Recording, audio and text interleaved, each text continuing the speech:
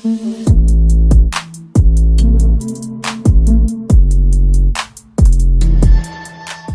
mula terjadinya perebutan Freeport antara Belanda, Indonesia, dan Amerika Serikat adalah dengan ditemukannya dokumen Dozie oleh salah satu pengusaha kapitalis Belanda yang bernama Jan van Gruisen. Dalam dokumen ini disebutkan bahwa di pegunungan Kartens di Papua, tepatnya di Gunung Grasberg dan Eksberg, ditemukan kandungan tembaga, nikel, dan emas. Bahkan, emas yang terkandung di dalam Gunung Grasberg berpotensi memiliki kandungan emas terbesar di dunia. Ini tentu saja adalah potensi bisnis yang sangat besar, dan modal yang diperlukan tentu nggak sedikit. Karena itu, Gruisen mengajak perusahaan tambang asal Amerika Serikat yang bernama Freeport Sulphur Company untuk berkongsi bersama. Saat itu, Freeport diwakili oleh direkturnya, Forbes K. Wilson. Ketika melacak potensi keuntungan galian emas dan tembaga di Papua, Freeport mengkalkulasi bahwa Papua bisa mengembalikan modal mereka hanya dalam waktu 3 tahun saja. Ini waktu yang sangat singkat untuk ukuran perusahaan tambang. Ini adalah bisnis tambang yang sangat besar. Tapi maksud mereka untuk menanamkan modal di Indonesia terhambat oleh kondisi politik Indonesia, di mana saat itu Presiden Soekarno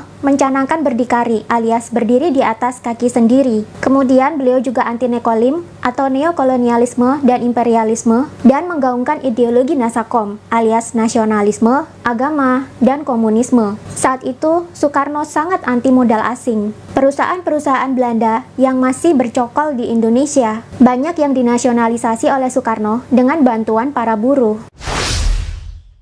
Perlu diketahui, dalam kondisi politik saat itu, Soekarno banyak mendapatkan dukungan dari PKI. Saat itu, PKI merupakan partai yang sangat besar, dengan jumlah anggota mencapai jutaan orang. Paham komunisme yang diusung oleh PKI sangat mendukung paham nasionalisme yang diusung oleh Soekarno, di mana di sini Soekarno sangat anti dengan nekolim, di mana di dalam paham komunisme tidak mengenal kelas sosial, dan komunisme merupakan lawan dari kapitalisme. Saat itu, kondisi Papua bisa dikatakan mengambang. Ketika Belanda menyerahkan kedaulatan Nusantara kepada pemerintahan Indonesia, Belanda mengecualikan Papua. Ini tentu saja bikin Soekarno gerah dan mengupayakan gimana caranya agar Papua bisa jatuh ke pangkuan Indonesia. Dan perlu diketahui juga, saat itu Indonesia juga berteman baik dengan beberapa negara blok komunis. Salah satunya adalah Uni Soviet. Bila saat itu Belanda tidak mau menyerahkan Papua kepada Indonesia, maka Indonesia dibantu Uni Soviet akan berperang melawan Belanda. Ini tentu saja akan merepotkan Amerika Serikat yang saat itu menjadi sekutunya Belanda. Komunisme saat itu adalah musuh besar dari kapitalisme yang harus dihancurkan.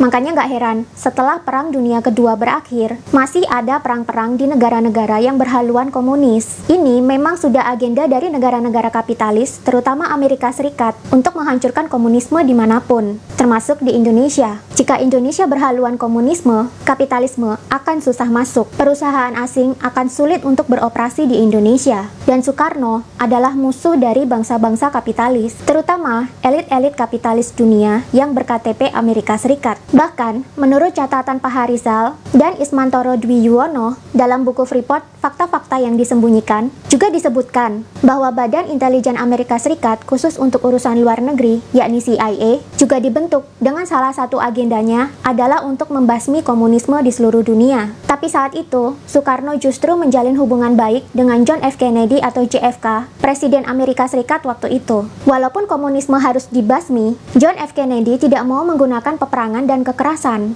Ia berusaha merangkul Soekarno dengan memanfaatkan nasionalismenya. Soekarno pun melobi John F. Kennedy supaya mau membantunya mendapatkan Papua dari tangan Belanda. Dan ini tentu saja sangat dibenci oleh Freeport. John F. Kennedy menggunakan pendekatan yang sangat lembut untuk menumpas komunisme di Indonesia. Saat itu, John F. Kennedy mengetahui kalau Soekarno sebenarnya bukan komunis, melainkan nasionalis. Dan anggota PKI saat itu sebenarnya 90% adalah orang-orang nasionalis, hanya 10% yang benar-benar komunis. John F. Kennedy pun mendesak Belanda sebagai negara sekutunya untuk mau menyerahkan Papua ke tangan Indonesia. Indonesia. Bahkan John F. Kennedy juga mengancam, jika Belanda tidak nurut, maka Marshall Plan alias bantuan keuangan Amerika Serikat untuk Belanda akan dicabut. Belanda pun ketakutan. Akhirnya, secara bertahap, Indonesia bisa mendapatkan Papua, walaupun harus melewati PBB terlebih dahulu. Indonesia berjanji akan membebaskan rakyat Papua untuk memilih mau merdeka sendiri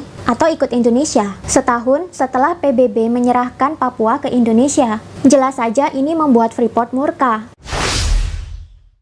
John F. Kennedy dan Soekarno pun kemudian bersahabat baik, dan John F. Kennedy juga memberikan bantuan keuangan kepada Indonesia sebesar 11 juta US dollar. Ini tentu saja membuat CIA menentang keputusan John F. Kennedy, karena CIA menganut politik perang dan kekerasan untuk memusnahkan komunisme. Belum sempat John F. Kennedy membayarkan bantuannya kepada Soekarno, John F. Kennedy pun dibunuh, dan kasus pembunuhannya sampai sekarang masih menjadi misteri. Pihak yang berusaha mengungkap kasus kematian John F. Kennedy juga meninggal secara misterius. Kematian John F. Kennedy otomatis membuat Soekarno terpukul. Ia buru-buru menasionalisasi sisa-sisa perusahaan Belanda yang masih ada, dibantu kalangan buruh. Buruh saat itu bahkan siap berperang, membantu Soekarno jika memang diperlukan. Setelah John F. Kennedy meninggal, kebijakan Amerika Serikat banyak yang berubah terhadap Indonesia. Amerika Serikat kembali menggunakan politik kekerasan untuk membasmi komunisme di seluruh dunia, termasuk membasmi PKI di Indonesia. Salah satu pejabat Freeport yang mendukung politik kekerasan anti-komunisme Amerika Serikat adalah Augustus C. Long. Dia juga tercatat aktif di Presbyterian Hospital, di mana menurut Lisa Pease, seorang penulis buku sejarah kematian John F. Kennedy, mengatakan bahwa Presbyterian Hospital adalah markas non-formal bagi CIA. Dari hasil pelacakan Lisa Pease, Augustus C. Long kemudian bergabung dengan perusahaan kapitalis milik Rockefeller dan CIA. Melalui CIA, mereka berkonspirasi untuk menggulingkan Soekarno dan membasmi PKI di Indonesia. Bagaimana caranya?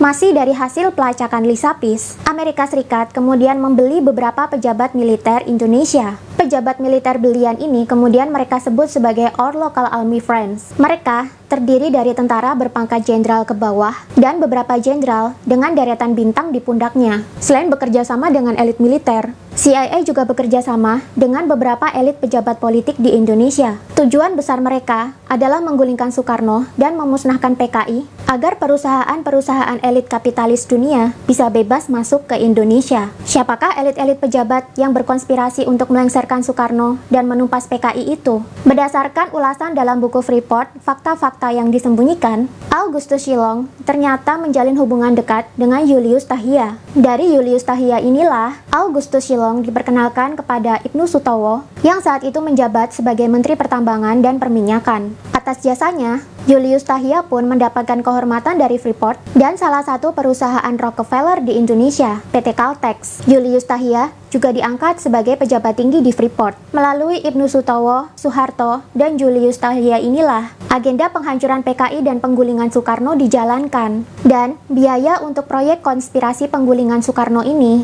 dialirkan oleh CIA dan Freeport ke Julius Tahia dan Jenderal Soeharto. Sebuah kudeta militer pun dirancang. CIA bekerja sama dengan elit militer Indonesia yang pro neo-imperialisme dan dengan pejabat tinggi pemerintahan yang berseberangan dengan Soekarno. Pertama-tama, mereka merekrut dan melatih perwira-perwira Diponegoro, yakni tentara-tentara yang belum memiliki bintang di bawah komando Soeharto. Tentara-tentara ini kemudian dilatih untuk membentuk pasukan Cakrabirawa. Pasukan inilah yang nantinya akan menculik para jenderal untuk dibunuh di lubang buaya. Peristiwa inilah yang disebut sebagai kudeta militer. Tapi, menurut sejarawan asing John Rosa yang meneliti peristiwa ini, kudeta ini memang dirancang supaya gagal. Atas terjadinya kudeta ini, PKI difitnah sebagai dalang di baliknya. Kudeta ini sekarang terkenal sebagai peristiwa G30 SPKI. Tak hanya difitnah sebagai dalang kudeta, PKI juga difitnah telah melakukan penyiksaan kepada para jenderal. Mulai dari matanya dicongkel, kulit diiris-iris pakai silet,